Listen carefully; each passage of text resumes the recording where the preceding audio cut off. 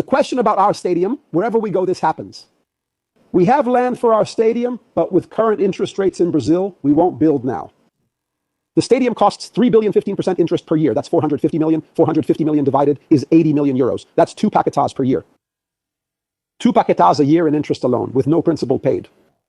Building a stadium for Flamengo like this is sporting suicide. You'll be constantly going up against the need to win, win, win. With interest rates dropping and Flamengo doubling in size, I'm sure that in 3 or 4 years, my current view will change because of the country's improvement and Flamengo's financial growth.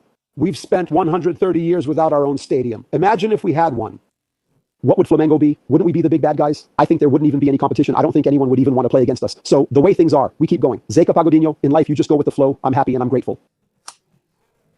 I'm grateful for what God has given me and take life one day at a time. By the way, President, is everything okay with the land at Gasometro? Is everything all right? What came out there isn't correct. It's not true. There were concerns. But this kind of issue that's being brought up had already been solved almost 8 months ago. And now it's just being brought up again. And I don't see this as a problem. I think the biggest problem for Flamengo Stadium, but is it really a problem? Because every time there's a new one, here's the thing, right, Kraus? Ask your question, but first, let's hear from the fans. To wrap up, this is a journalistic question, so he can answer fans, since I know you were just thinking about it, and that's how it ends up.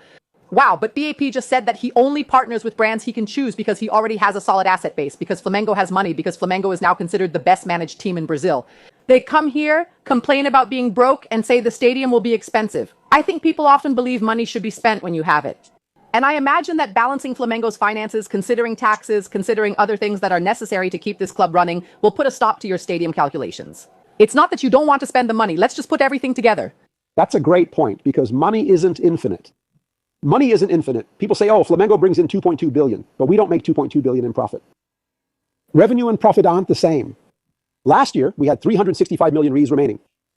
That's a lot of money, isn't it? Especially for any club in Brazil. It doesn't even cover 70% of 1 year's interest on the stadium capital. So Flamengo is much wealthier than most football clubs here. Flamengo doesn't have enough money to build a stadium as big as it wants, one the fans deserve, given Brazil's cost of capital. It's about the moment we're in right now. I'd have to give up other things to do that. Another interesting thing people say is this, right? 80% of the clubs in Brazil don't meet their tax obligations. If Flamengo hadn't done that, I'd hire 2 more paquetas a year. Would anyone shut Flamengo down? Would anyone here shut Flamengo down?